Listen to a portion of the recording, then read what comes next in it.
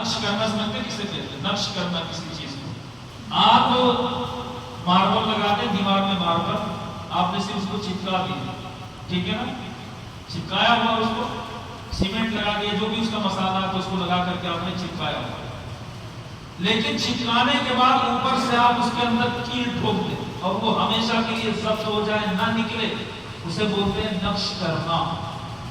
اسے کیا بولا جاتا ہے؟ نقش کرنا. کسی چیز کو چھاپ دینا اسے بولا جاتا ہے نقش کرنا. چھاپ دینے کی کیا بولتے ہیں؟ نقش کرنا. تو اللہ فرماتا ہے یہی وہ لوگ ہیں جن کے دلوں میں اللہ رب العزت نے ایمان کو نقش فرما دیا ہے. وَأَيَّدْنَاهُ بِرُوحٍ مِّنْهُ، اور اپنے پاس کی روح سے ان کی مدد فرمائی. اللہ کے پاس کون سی روح ہے؟ حضرت جبریل علیہ السلام، روح الامین انہیں کو بولتے ہیں نا. فرمایا وَأَيَّدْنَاهُ بِرُوحٍ مِّنْهُ، اور اپنے پاس کی روح سے ان کی مدد فرمائی. یہی وہ لوگ ہیں جن کے دلوں میں ایمان کو نقش کر دیا. یہ میں نے آیت کا ٹکڑا پڑھا. پوری آیت میں اللہ رب العزت فرماتا ہے کچھ لوگ ایسے ہیں جو اللہ پر ایمان لائے، اس کے رسول پر ایمان لائے، یوم آخرت پر ایمان لائے، اور ان لوگوں سے دشمنی رکھتے ہیں جو اللہ سے دشمنی رکھتے ہیں، اور ان لوگوں سے دوستی رکھتے ہیں جو لوگ اللہ سے دوستی رکھتے ہیں، اور جو گستاخ اللہ اور اس کا رسول ہوتا ہے ان کا بائیکاٹ کرتے ہیں، ان کے ساتھ میل ملاپ نہیں رکھتے.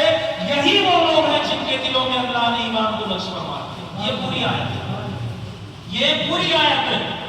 یہی وہ لوگ ہیں جن کے دلوں میں اللہ نے ایمان کو نقش فرما دیا. کون سے لوگ؟ جو اللہ کے لیے دشمنی کرتے ہیں اور اللہ کے لیے دوستی کرتے ہیں. دوستی اس سے کرتے ہیں جو اللہ سے دوستی کرتا ہے، دشمنی اس سے کرتے ہیں جو اللہ سے دشمنی کرتا ہے. فرماتے ہیں اس آیت کا مصداق سب سے عظیم کوئی نظر آتا ہے تو وہ سید سرکار اعلیٰ حضرت الشاہ امام احمد رضا خان فاضل بریلوی.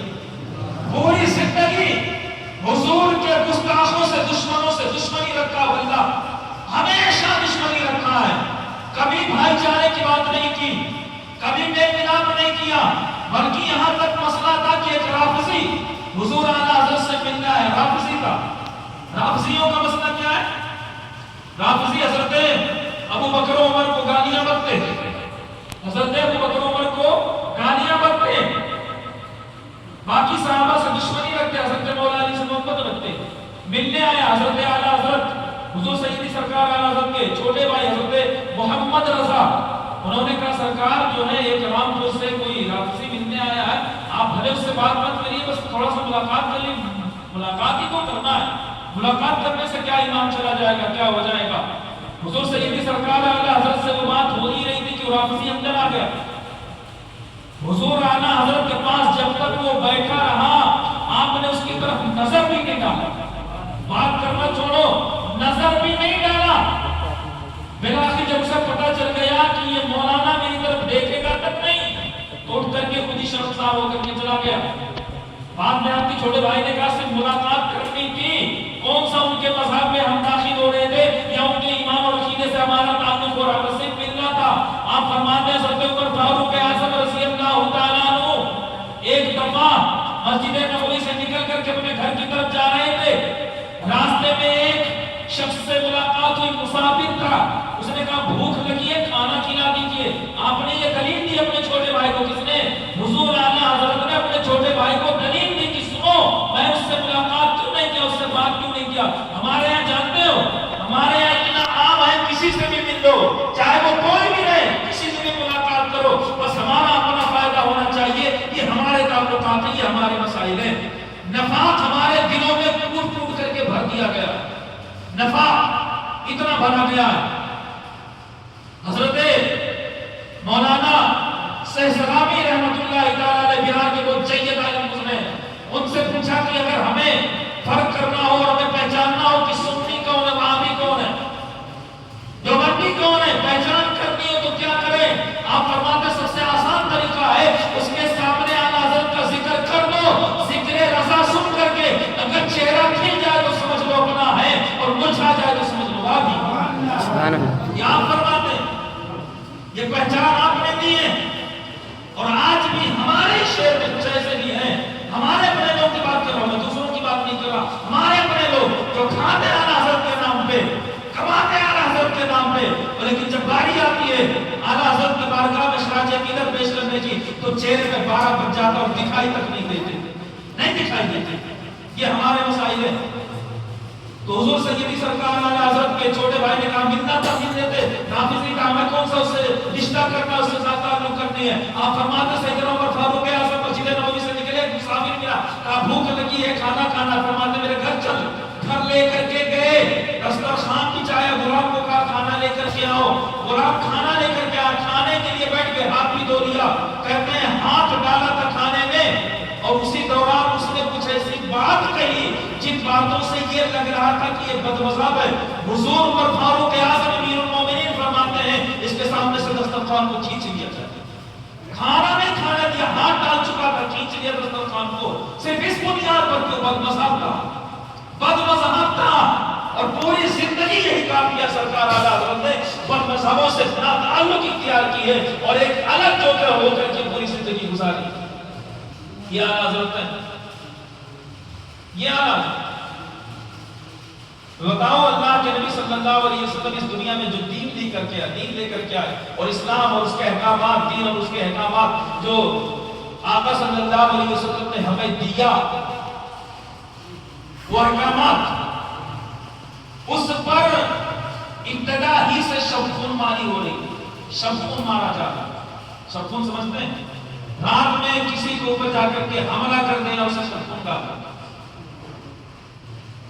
اس اسلام پر اور اس کے احکامات پر کہ وہ خالص نہ رہ جائے, اس میں ملاوٹ پیدا کر دی جائے, اور بعد میں جو لوگ آئے انہیں ملاوٹی اسلام ملے, وہ خالص جو اللہ کے نبی لے کر کے آئے تھے وہ اسلام نہ ملے.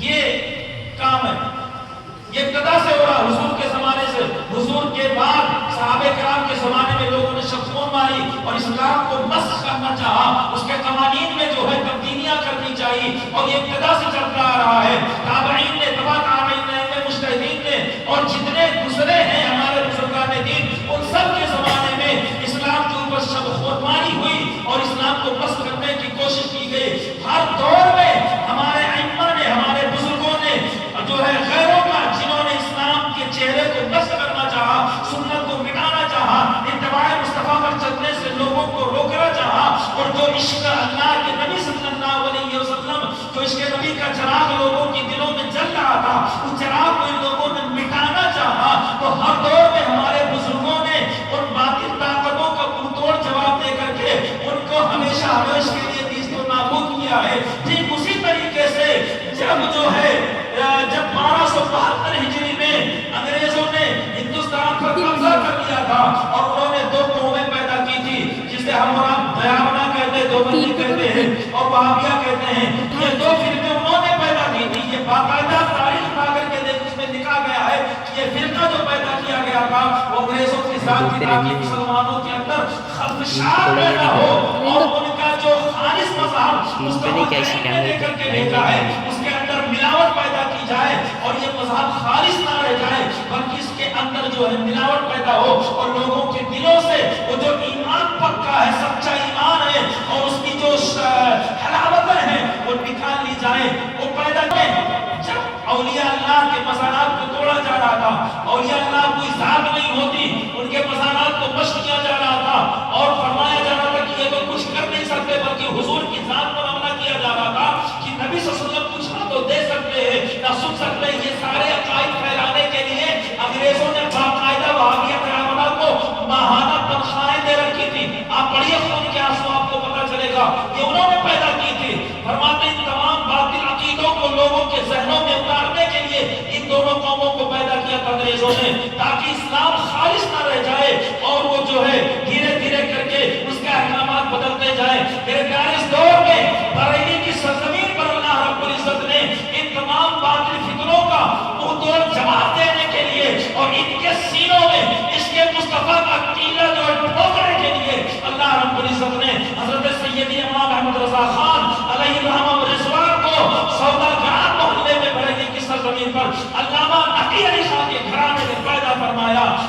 کے دادا حضرت علامہ رضا علی خان جو ہیں میرے پیارے، یہ وہ ہیں جنہوں نے جنگ آزادی کے موقع پر جب علامہ فضل حق خیرآبادی نے جنگ آزادی میں جو ہے فتویٰ دیا تھا لوگوں کو جہاد کے لیے، میرے پیارے اس دور میں آپ کے دادا حضرت رضا علی خان نے اس فتوے پر جو سگنیچر کیا تھا، آپ کا بھی سائن اس میں موجود تھا۔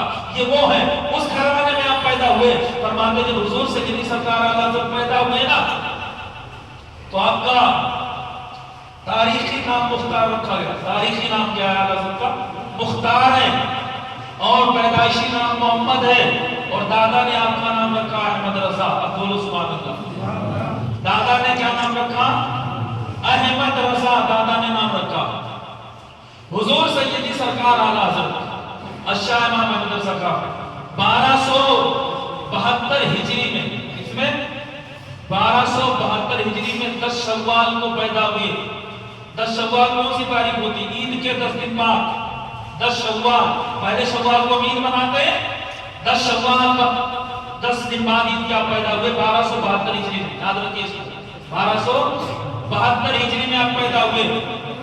اب سنیے، آپ 1272 ہجری میں غور کیجئے گا ذرا سا، 1272 ہجری میں آپ پیدا ہوئے، اور پیدا ہونے کے بعد فرماتے ہیں کہ پورا جو آپ کا خاندان تھا، پورا خاندان اور پورا علم کا مرکز، علم کا گڑھ، علم کا منبع، علم کا سمندر آپ کے گھرانے میں پیدا تھا۔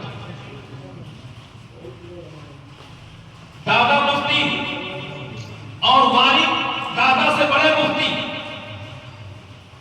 علامہ مفتی نقی علی خان رضی اللہ تعالی فرماتے پیدا ہوئے، عمر شریف بڑی، اور جب 3.5 سال یا 4 سال کے بیچ کا جو ایام ہے، جو دن ہے، اس میں آپ کو بسم اللہ خوانی کرائی گئی۔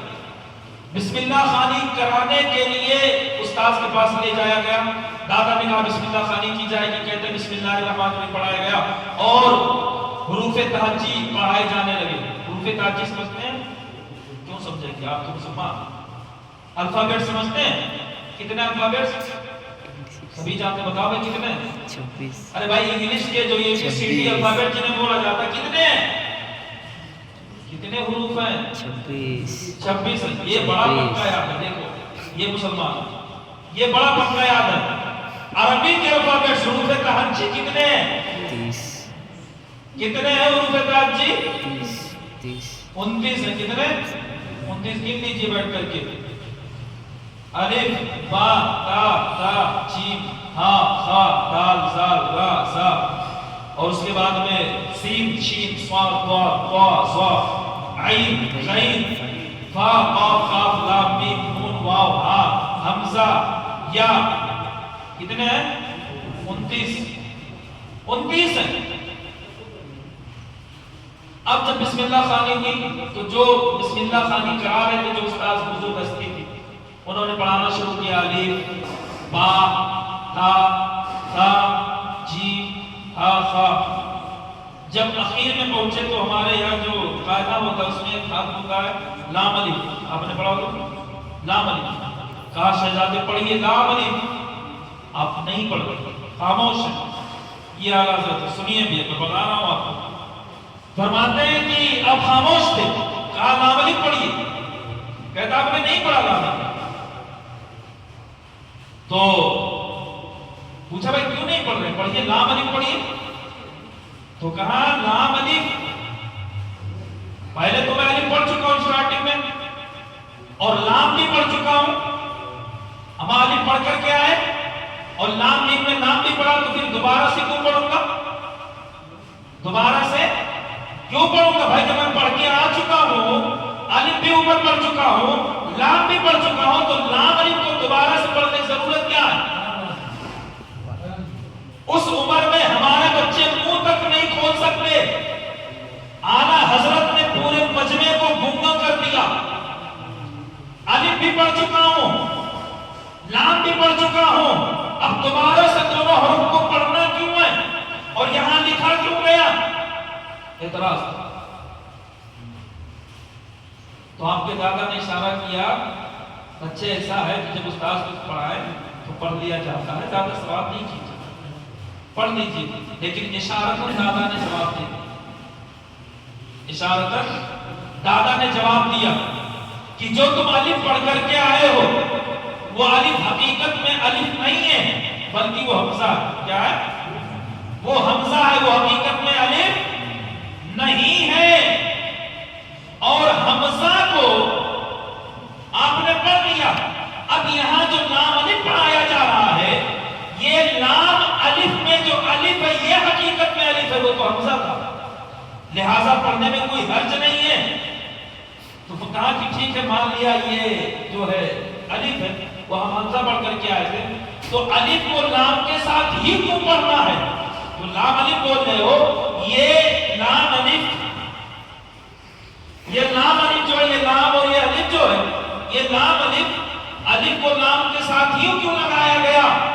لام الف ہی کیوں بولا گیا؟ الف جیم بھی بول سکتے تھے، الف سا بھی بول سکتے تھے، الف تا بھی بول سکتے تھے، الف دال بھی بول سکتے تھے، الف خیر بھی بول سکتے تھے، الف با بھی بول سکتے تھے. اعتراض سمجھ میں آ رہا ہے آپ کو؟ پہلی بات تو یہ کہ میں الف پڑھ کے آ چکا ہوں تو میں الف پڑھتا نہیں. دادا نے کہا حقیقت میں وہ الف نہیں تھا، وہ حمزہ تھا. یہاں پر جو پڑھایا جا رہا ہے وہ الف پڑھایا جا رہا ہے. اور الف کا مسئلہ یہ ہوتا ہے کہ الف ہمیشہ ساکن ہوتا ہے. کیا ہوتا ہے؟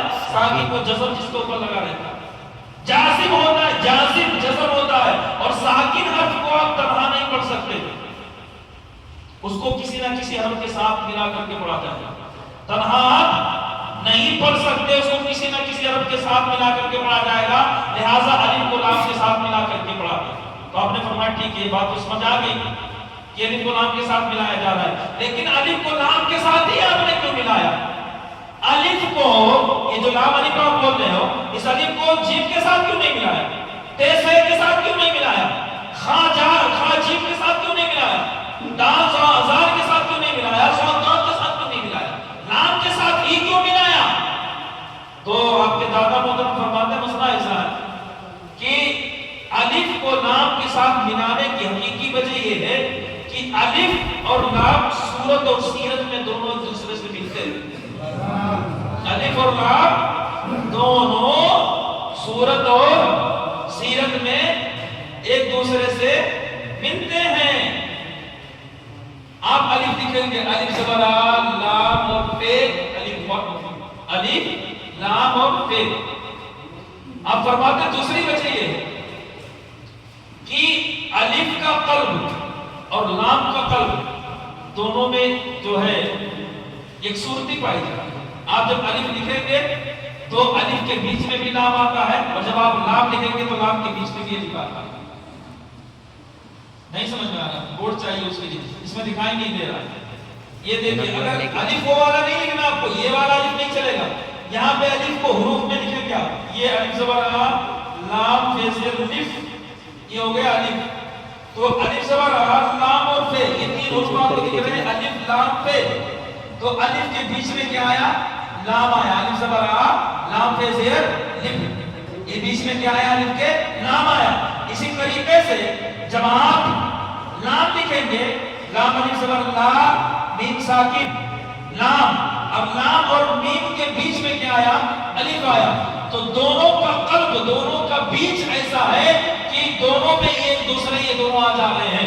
الف کے بیچ میں لام آ جا رہا ہے، لام کے بیچ میں الف آ جا رہا ہے. ان دونوں میں اتنی تشبہ پائی جا رہی ہے، اتنی مشابہت پائی جا رہی ہے، ان دونوں کی تصویر اتنی خاص ہے، ایک دوسرے سے اتنی ملتی جلتی ہے. اس بنیاد پر الف کو لام کے ساتھ ملایا گیا.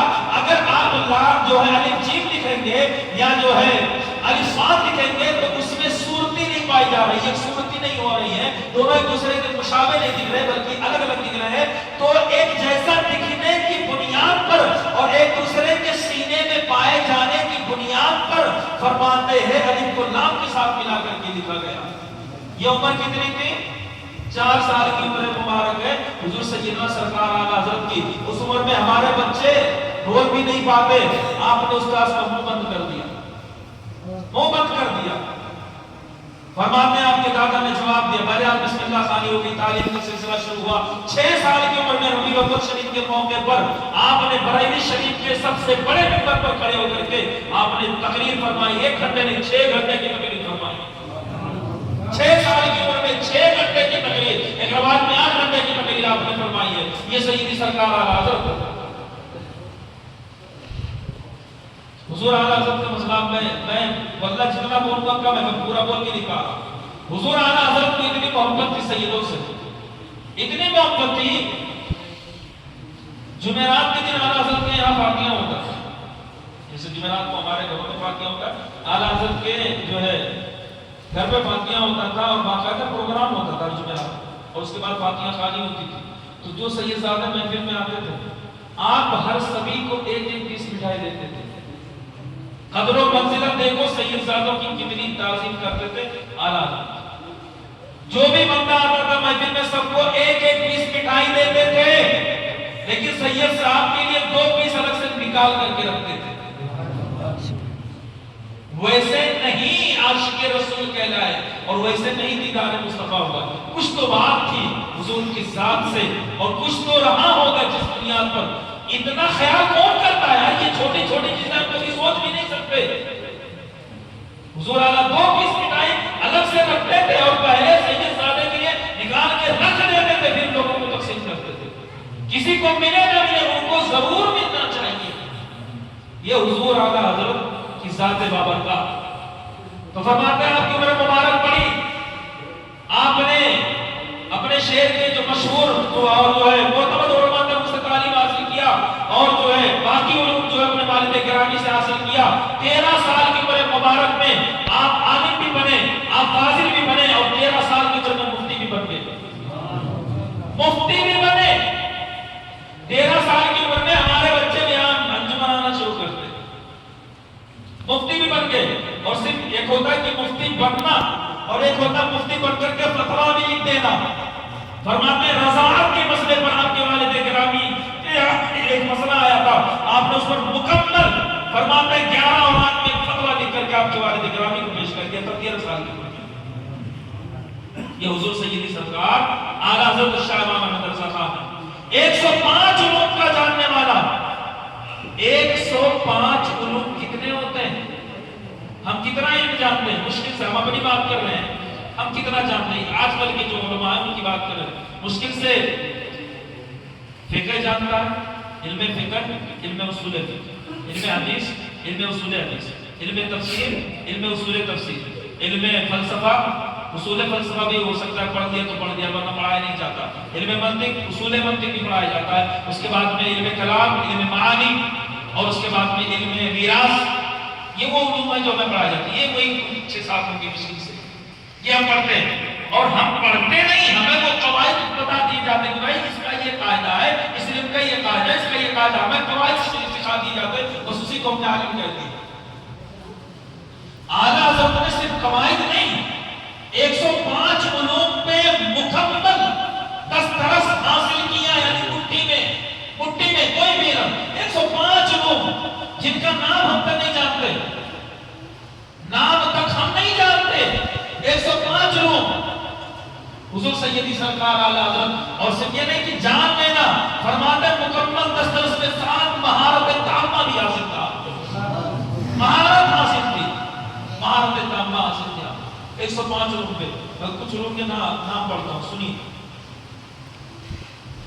علم تفسیر، علم اصول تفسیر، علم حدیث، علم اصول حدیث، علم عقائد، علم اصول عقائد، علم کلام، علم فقہ، علم تجوید، علم تصوف، علم اذکار، علم اوقات، علم تعبیر، علم تاریخ، علم سیر، علم مناقب، علم ادب، علم نحو، علم لغت، علم عروض، علم زیجات، علم جبر، علم تفسیر، علم جبر و مقابلہ، علم مثلث، علم لوگارزم، علم توقیت، علم نجوم، علم حساب، علم حیت، علم ہندسہ، علم ریاضی، علم فلسفہ، علم منطق اور علم میراث۔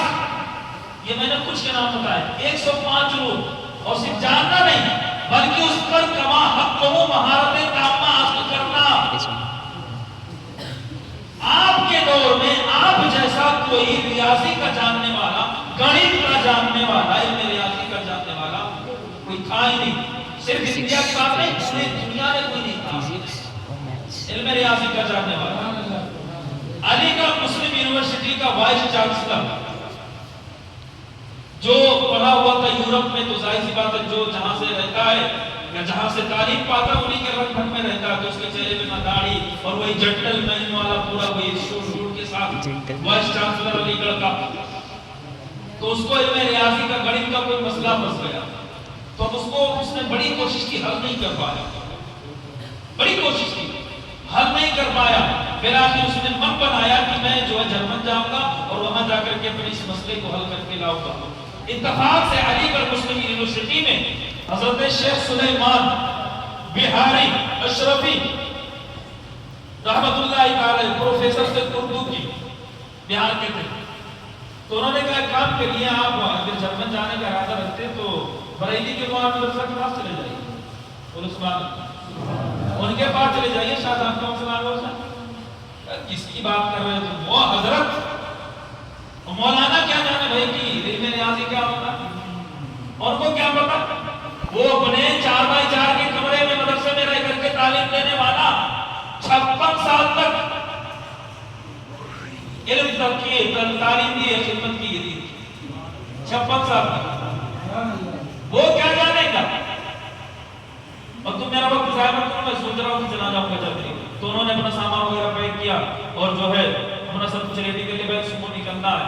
رات میں پھر دوبارہ سے وہ جو پروفیسر صاحب تھے اردو کے اعلیٰ حضرت کے چاہنے والوں میں سے تھے، تو ان سے ملاقات کا ایک کام کرو یار، آپ مینو کیا ہے، صبح بیٹھیے اور دوپہر میں پہنچ جائیے، پھر وہاں دوپہر اپنا مسئلہ کریے، شام کو دوبارہ سے واپس آ جائیے، آپ سب چلے جائیے گا پھر جرمنی۔ تو یہ غصے میں آ گئے، تمہیں پتا بھی ہے مولانا لوگ کیا جانتے ہیں؟ تو میرا کہ انہوں نے کئی بار سمجھایا کہ ان کی بات سمجھ میں آئی کہ بھائی اگر اتنا کہہ رہے ہیں تو جا کر کے ملنے میں حرج کیا، جا کر کے مل لیتے ہیں، شاید مسئلہ حل ہی ہو جائے۔ تو کہتے ہیں کہ اب یہ جو تو یورپ سے پڑے ہوئے تھے وائس چانسلر صاحب، تو کہتے ہیں کہ انہوں نے صبح کو دوپہر کے وقت غالباً بگی پکڑی علی گڑھ سے، اور بگی پر سوار ہو کر کے عصر کے وقت جا کر کے یہ بریلی شریف پہنچ گئے۔ حضور سیدی سرکار اعلیٰ حضرت شاہ امام احمد رضا خان فاضل بھائی، اب آپ بول رہے ہیں کہ اعلیٰ حضرت نے کیوں کہا جاتا ہے، اس میں بھی بڑا مسئلہ ہے۔ باقی لوگوں کو حضرت، یہاں تک کہ نبی کریم صلی اللہ علیہ وسلم کو حضرت محمد مصطفیٰ صلی اللہ علیہ وسلم کہتے ہیں، لیکن جب بات اعلیٰ حضرت کی آتی ہے تو اعلیٰ حضرت کہتے ہیں۔ آپ کیوں کہتے ہیں بھائی؟ یہ تو حضور سے بڑا بنا دیا آپ نے۔ یہ اعتراض ہوتے ہیں سنیوں پہ، اعتراض کیا جاتا ہے کہ باقی لوگوں کو حضرت عمر فاروق اعظم، حضرت ابوبکر صدیق، حضرت عثمان غنی، حضرت مولا علی، لیکن جب باری امام احمد رضا کی آتی ہے تو آپ اعلیٰ حضرت کہتے ہیں، سب سے بڑے حضرت۔ یہ اعتراض کیا جاتا ہے کہ آپ نے تو بھائی حضرت ابوبکر صدیق سے بڑا بنا دیا، حضرت عثمان غنی سے بڑا بنا دیا۔ ایک چیز میں آپ کو بتاؤں، جو لفظ بولا جاتا ہے نا، جو بھی لفظ استعمال کرتے ہیں، اس لفظ کے اندر وسعت کتنی ہوتی، گہرائی کتنی ہوتی۔ ایگزامپل کے طور پر میں نے یا آپ میں سے کسی نے، اور سب بولتے ہیں، آپ نے بول دیا کہ یہ مسجد بڑی خوبصورت ہے، اس مسجد کے جیسی کوئی مسجد نہیں، بولتے ہیں۔ ہمارے یہاں درگاہ پہ جو لوگ آتے ہیں زائرین، آ کر کے ہماری مسجد کو دیکھتے ہیں اور دیکھ کر کے بڑی خوبصورت مسجد ہے، بھائی ایسی مسجد ہم نے کہیں دیکھی نہیں، بولتے نہیں بولتے، بولتے ہیں۔ تو کیا مطلب اب انہوں نے اس مسجد کو مسجد نبوی سے بڑا بنا دیا؟ بھائی مسجد نبوی جیسا تو کوئی مسجد ہی نہیں، اور ان کا بولنا بھائی ایسی کوئی مسجد ہی نہیں، اتنی خوبصورت مسجد ہے، تو کیا مطلب ہوتا؟ مطلب اس کا یہی کہ بھائی کیا انہوں نے اس مسجد کو مسجد نبوی سے زیادہ بڑا بنا دیا؟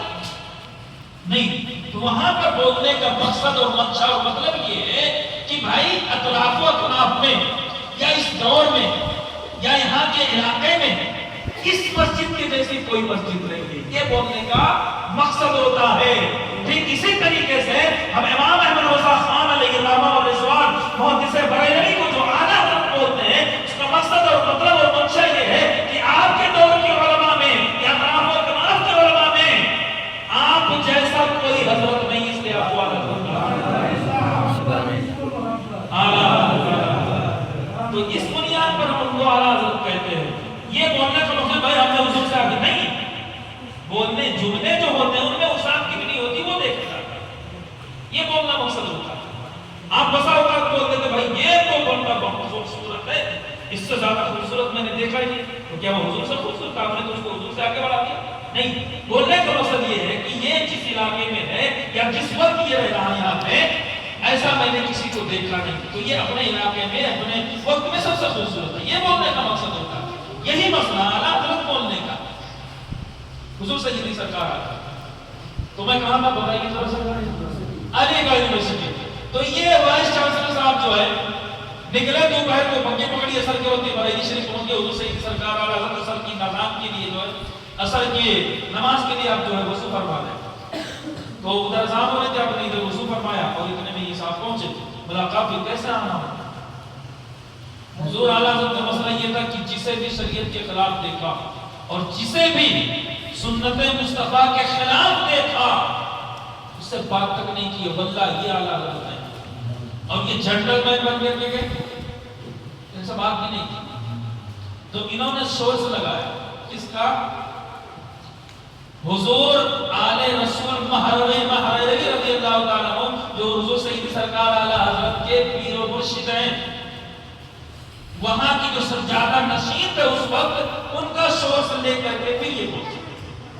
اب ظاہر سی بات ہے کہ بھائی اگر آپ کی پیر و مرشد کے وہاں سے کچھ حکم آ جائے کہ بھائی سے ملاقات کرنی ہے یا وہاں کے سجادہ نشین کو بولتے تو ملنا ہی ملنا ہے, وہ کیسا بھی رہے.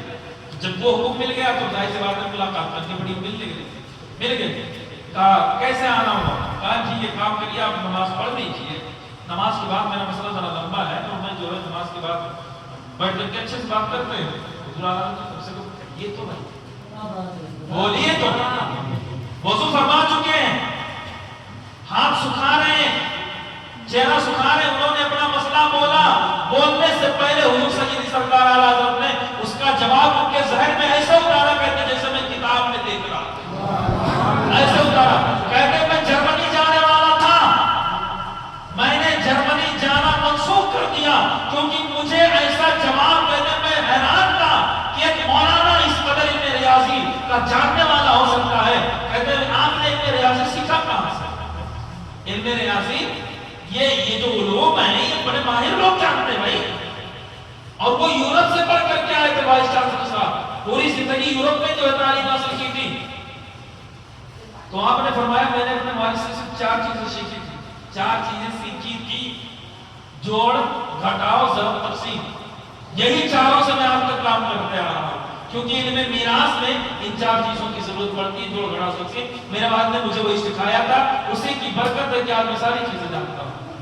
لیکن مسئلہ جانتے ہیں, آپ کے والد گرامی علامہ مفتی نقی علی خان علیہ رحمہ اللہ نے فرمایا تھا کہ بیٹے تمہیں اس سے زیادہ سیکھنے کی ضرورت نہیں ہے, اللہ کے نبی صلی اللہ علیہ وسلم تمہیں خود عطا کر دیا.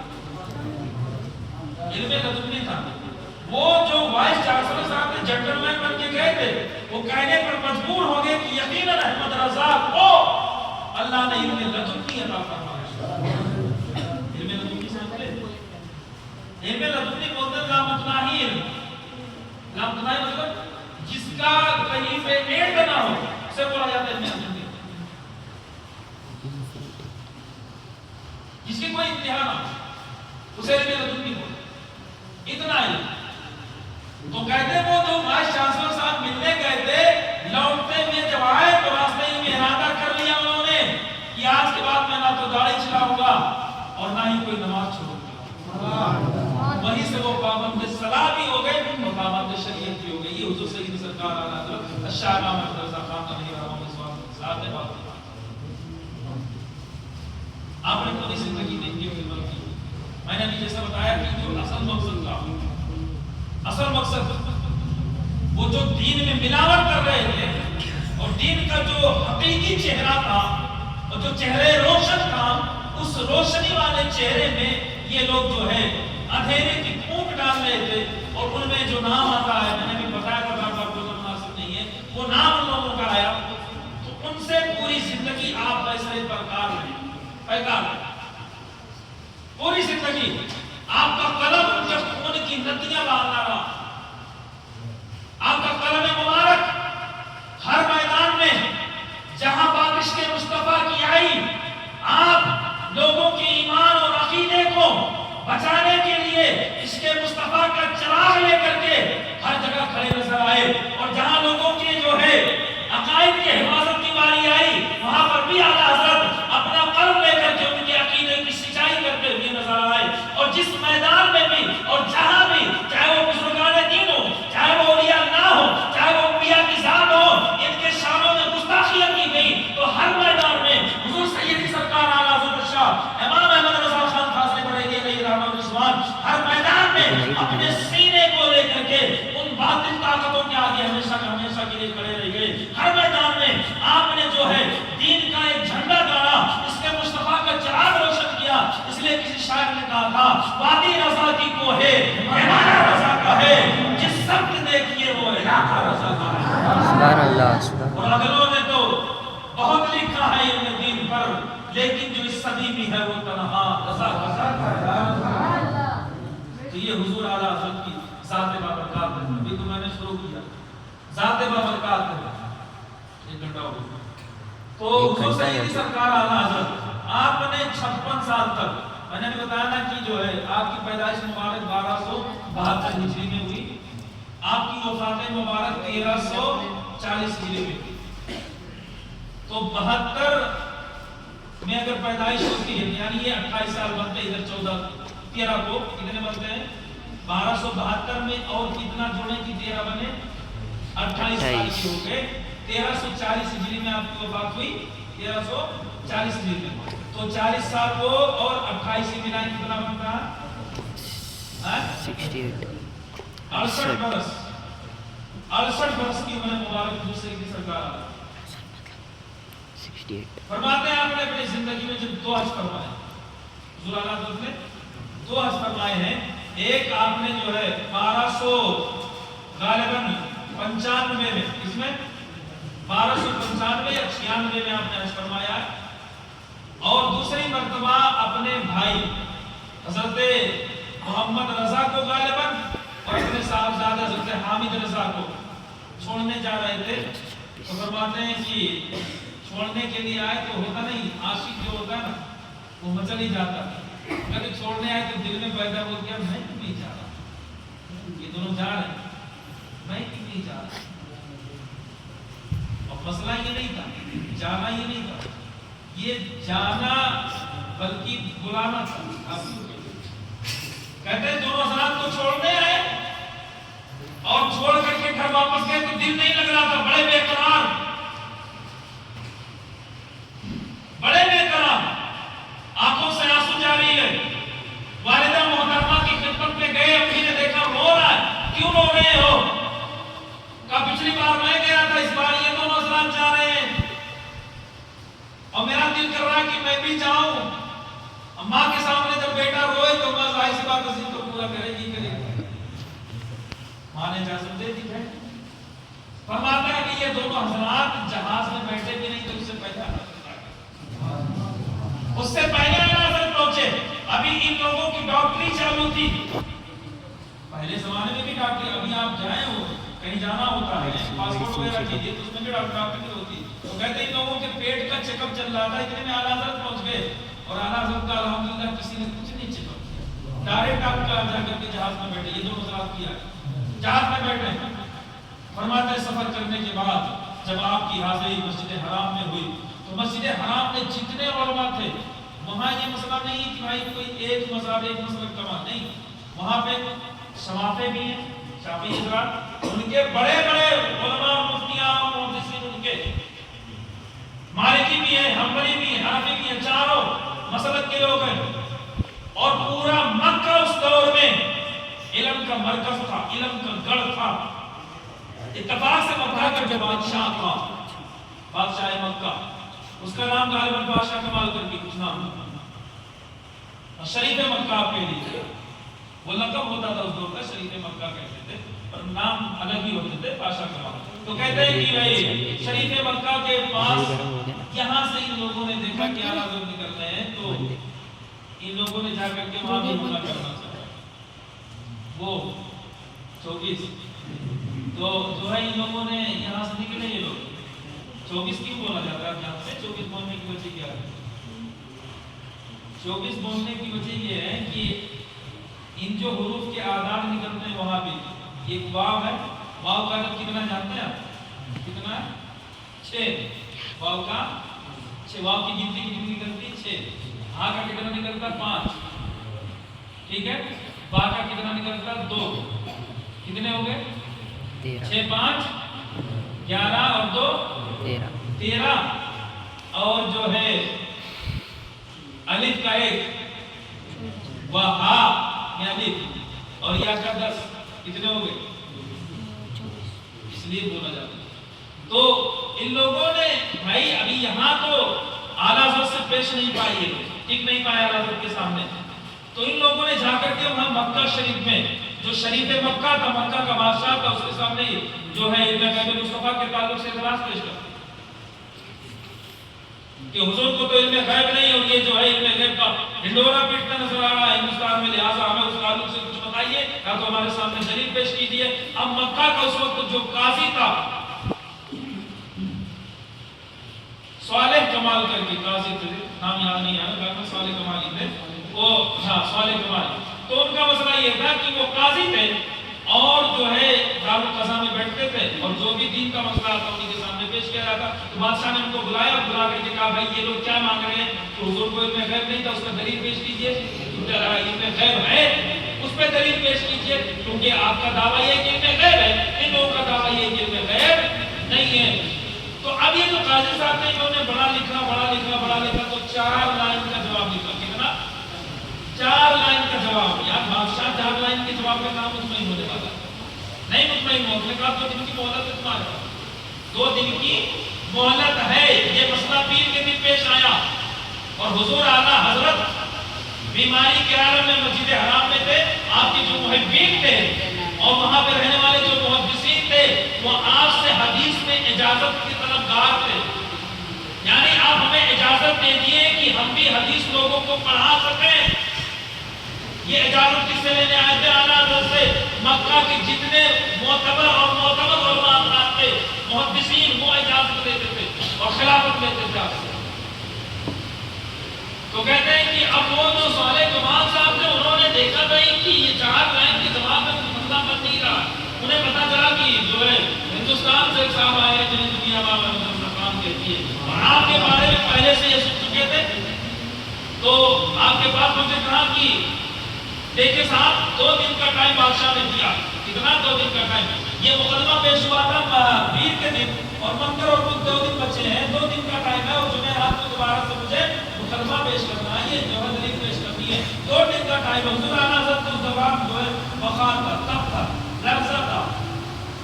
اس عالم میں بھی اعلیٰ حضرت کو اللہ رب العزت نے اتنی مہارت دے رکھی تھی کہ آپ دونوں ہاتھوں سے لکھ سکتے تھے. دونوں ہاتھوں سے لکھنا، اور ایک چیز نہیں، دونوں ہاتھوں سے 2 الگ الگ ٹاپک پہ چیزیں لکھنا. یہ بہت بڑا IQ والا کام بھی کر سکتا ہے، آپ تو کر ہی نہیں سکتے. ہمیں اگر کسی ایک موضوع پہ ایک ہی ہاتھ سے لکھنا تو سوچ سوچ کر کے کرنے لگتے ہیں اور گھنٹے بھر میں مشکل سے 4 ہی لکھ سکتے، اس سے زیادہ نہیں لکھ سکتے. اعلیٰ حضرت تو الگ الگ ٹاپک پہ دونوں ہاتھوں سے اتنے ہی تیز لکھا کرتے تھے جتنا ڈالے آ سکتے تھے. تو کہتے ہیں کہ انہوں نے پیش کیا کہ میں علم غیب مصطفیٰ پہ دلیل پیش کرنی ہے. دلیل یہ نہیں ہوتی تھی کہ آپ نے جو کچھ بھی لکھ کر کے دے دیا کسی کو سمجھا دیا، وہ دلیل نہیں. دلیل دینے کا مطلب یہ تھا کہ کوئی بھی دلیل آپ کی قرآن و حدیث سے خالی نہ ہو، یا تو وہ قرآن کی آیت ہو یا وہ حدیث مبارکہ ہو. تو فرماتے ہیں کہ حضور سیدی سرکار اعلیٰ حضرت کے جو لوگ تھے محبین حضرات اور آپ کے جو ماننے چاہنے والے ان سب کو پتہ چلا اعلیٰ حضرت آئے حج پہ، تو سب ملنے کے لیے آئے تھے اور سب اجازتیں لے رہے تھے. اجازتیں تو بدھ کا دن بھی گزر گیا، منگل کا دن بھی گزر گیا. اب جمعرات کو دیکھا بچی صرف رات، کیا بچی؟ صرف رات بچی. اور پھر رات میں اکثر حصہ گزر گیا، صرف 8 گھنٹے بچے. کتنے؟ صرف 8 گھنٹے بچے. 8 گھنٹوں میں جہاں پہ نہ کوئی کتاب ہے. دیکھیے ہمیں اگر کچھ بھی کسی بھی ٹاپک پہ لکھنا، کسی بھی ٹاپک پہ لکھنا ہو تو میں کتاب چاہیے. کتاب میں پڑھیں گے تو لکھیں گے. کوئی کتاب نہیں ہے. فرماتے حضور اعلیٰ حضرت نے لکھنا شروع کیا. 8 گھنٹوں میں 200 صفحات پر مشتمل ایک کتاب جسے دنیا دولت المکیہ بالمعرفت الغیبیہ کے نام سے جانتی ہے. حضور اعلیٰ حضرت نے لکھ کر کے صبح کے وقت وہ صالح کمال کے ہاتھ میں دیا. صالح کمال نے لے جا کر کے وہ دلیلیں لے جا کر کے جو بادشاہ کی بارگاہ میں پیش کر دیا. بادشاہ نے جو پڑھا تو اس نے اس کتاب کو رکھ بھی لیا اور ان کو ذلیل و خوار کر کے وہ آگوں کو نکال دیا. یہ حضور اعلیٰ حضرت کی ذات. فرماتے جب مکہ میں یہاں گزرے، فرماتے مدینہ جانے کی باری. اعلیٰ حضرت کا مسئلہ یہ تھا نا، مدینہ جاتے تھے نا تو آنکھوں سے آنسو بندی نہیں ہوتی، کبھی نہیں بندی. عشق اتنا کہ مچل جاتے تھے. حضور کی بارگاہ میں جانا ہے. اب وہاں پر لوگوں کو پتہ چلا حضور اعلیٰ حضرت آنے والے. مدینہ طیبہ کے علماء وہ بڑے بڑے اکابرین محدثین مفسرین وہ جن کا نام تھا وہ نامور لوگ وہ سارے کے سارے اعلیٰ حضرت کو آ کر کے گھیر لیے. ملاقات میں بات چیت ہوئی پھر جو ہے ملاقات چلتی نہیں. فرماتے ہیں کہ اب حضور کی بارگاہ میں حاضر ہونا تھا. مطلب غلام جب حضور بارگاہ میں جاتا ہے اپنے آقاؤں کے تو اس کا بدن یوں بھیگتا کانپتا. فرماتے ہیں حضور اعلیٰ حضرت کے معاہدہ شریف کی طرف بیٹھ کے چہرہ کر کے اور پوری رات بیٹھے رہے. پوری رات بیٹھے رہے. دیدار نہیں ہوا. دیدار نہیں ہوا. صبح اٹھ کے چلے آئے اور آپ نے نعت لی. آپ کو بھی سنا آپ نے نعت لکھی حضور کی بارگاہ میں. غزل حضور کے لیے غزل. فرماتا آپ نے کہا وہ صبح اعلیٰ صاحب میرے دن بہار ملتے ہیں اور فرمایا کوئی کیوں پوچھے تیری بات رضا. کوئی بولتا ہماری زبان میں کہاوت نا نہیں آپ بڑے لوگ نے کہا ہمیں پوچھیں گے یہ چیز نا. تو اعلیٰ حضرت نے حضور کو مخاطب کر کے فرمایا کوئی کیوں پوچھے تیری بات رضا. تیرے جیسے ہزار کتے ملتے ہیں تو کوئی تجھے کیوں پوچھے گا. یعنی حضور کو مخاطب کر کے کوئی کیوں پوچھے تیری بات رضا. تجھ سے کتے ہزار کتے ہیں. کہتے یہ شعر لکھا اور رات کو پھر حضور کی بارگاہ میں حاضر کی. فرماتے ہیں کہ جب حاضری کی کچھ وقت گزرا تو اللہ کے نبی صلی اللہ علیہ وسلم نے ظاہری جسم کے ساتھ مزار اکبر سے نکل کر کے حضور اعلیٰ حضرت کو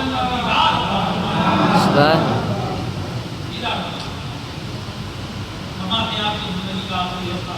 فرماتے وہاں ایام گزارنے کے بعد آپ سیدھا بامبے پہنچے ہیں اور بامبے میں جو ہے اپنے اہل خانہ کو اپنے صاحب زادے کے ساتھ روانہ کر دیا اور وہاں کی جو مدینہ میں آپ کے کارنے ماننے والے ان کے ساتھ ملاقات رہی گئی تھی. پر اس کے بعد میں پھر دوبارہ سے آپ بریلی شریف پہنچے. یہ دن تھا 1339 ہجری کا اور یہ سال ہے جو ہے اس سال میں 1339 ہجری کا سال جو تھا وہ ماہ رمضان میں آپ تک پہنچے.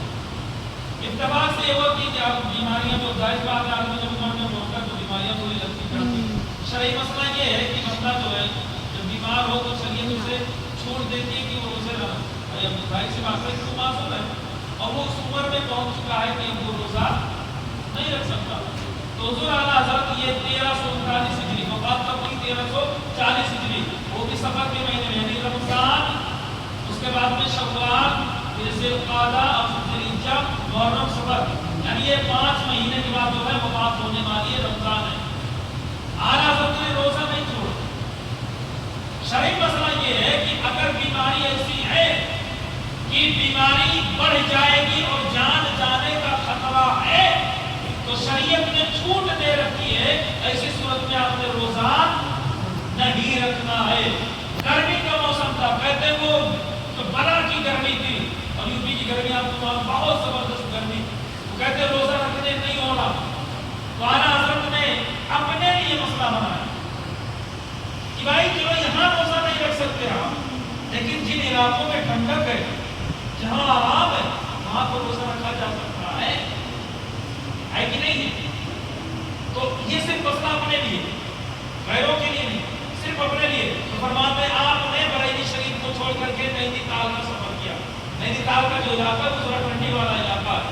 تو حضور اعلیٰ صرف روزہ رکھنے کے لیے کہ رمضان کے روزے چھوٹ نہ جائیں یہاں پر گرمی کی وجہ سے جہاں میں نینی تال جاتا ہوں وہاں ٹھنڈک ہے اور جو ہے مساج ذرا ٹھیک رہیں گے تو میں وہاں روزہ رکھ سکوں گا.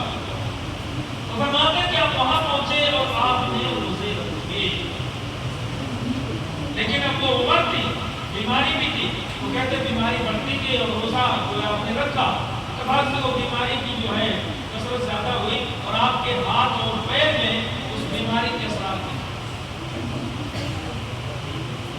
بیماری کے اثرات تو کیا جو بھی بیماری رہی ہو میرا خیال ہے کہ اکثر لوگوں نے سے لگوا کہا ہے کہ لگوے کی بیماری جو بھی کہا بھائی آپ بیماری آپ کی بڑی تو آپ نے نہیں نکال چھوڑا. اور جو ہے محرم شریف کے مہینے میں کب گئے تھے رمضان میں آئے کبھی محرم میں اور یہ جب محرم لگ گیا تو اسلام کا نیا سال لگ گیا تو ابھی 1339 تھا تو کتنا ہو گیا 1340. اب محرم کے بعد کون سا مہینہ آتا सफर की 25 तारीख को आपकी वफात हुई है।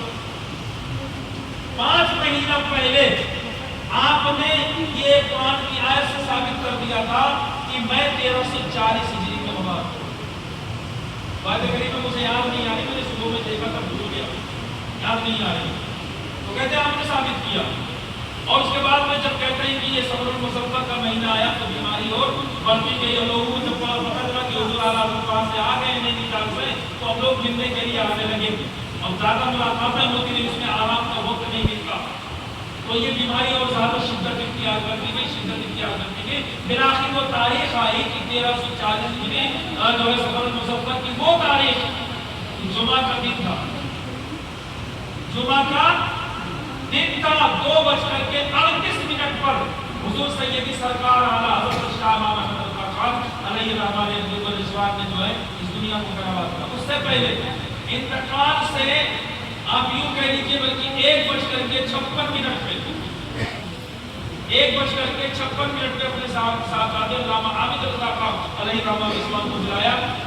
बैठ कर के कर क्या रहे हो, यहाँ पे जितनी तस्वीर है वो हटा दो। हालांकि के घर में कोई तस्वीर नहीं थी, ये तस्वीरों को हटाने का मतलब समझते हैं, वो अब यूं कहिए ना कि वो इमाम है तकवे का, वो तकवे का इमाम है। पैसे होते ना पैसों में तस्वीर होती है, और जहां पे तस्वीर रहेगी जिस घर में पैसे नहीं आते। आपने फरमाया जितनी तस्वीर है उन सबको हटा कर दिमाग कर दो। साहब ने बाहर किया, फिर कहा कि जाओ कुरान शरीफ लेकर क्या बैठे, क्या हो तिलावत करो।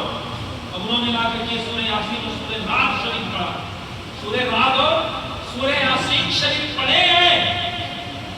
और आपने अपनी आखिरी वसीयत फरमाई, जो मैं पढ़ना चाहता हूँ, मैं लेकर के आया और आखिरी तहरीर भी लिखी है।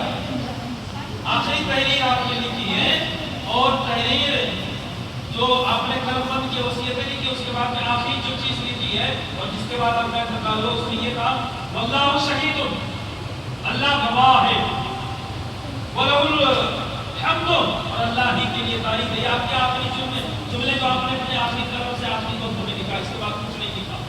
तो फरमाते हैं आपने लिखा वसल्लल्लाहु तआला व बारक वसल्लम अला शफीइल मुस्लिमीन व आलिहि तय्यबीन व साहबिल मुकर्रमीन व इब्निही व हिज़्बिही व इला अबदिल आबिदीन आमीन वल्हम्दुलिल्लाहि रब्बिल आलमीन।